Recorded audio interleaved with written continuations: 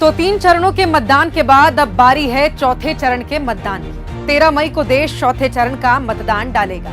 इस चरण में 10 राज्यों और केंद्र शासित प्रदेशों की 96 सीटों पर वोट डाले जाएंगे। आप वोट डालने जाएं उससे पहले आपको कुछ जरूरी बातें याद रखनी है। आपको याद रखना है कि ये केवल नई सरकार चुनने का चुनाव नहीं है। ये चुनाव देश में संविधान की रक्षा करने का चुनाव है। ये चुनाव देश में लोकतंत्र बचाए रखने का चुनाव है। आपके अधिकार, आपके हक, आपकी आजादी बचाए रखने का चुनाव है। इस चुनाव में एक तरफ नरेंद्र मोदी हैं, जिन्होंने 10 सालों में केवल आपको ठगा है और अब भी आपको हिंदू मुसलमान, मैनिफेस्टो, मंगलसूत्र, मुस्लिम लीग, घर मकान की बातें कर गुमराह कर रहे हैं। आपको याद रखना है, ये वही हैं जो 3000 महिलाओं का रेप करने वाले के लिए प्रचार करते हैं, फिर उसे देश से भगा देते हैं। वहीं दूसरी तरफ है राहुल गांधी, जो अपने हर भाषण में आपको शिक्षा, सुरक्षा और सुशासन की गारंटी दे रही है। याद रखिएगा, भाजपा अगर सरकार में आई तो देश में बेतहाशा बेरोजगारी, महंगाई, भ्रष्टाचार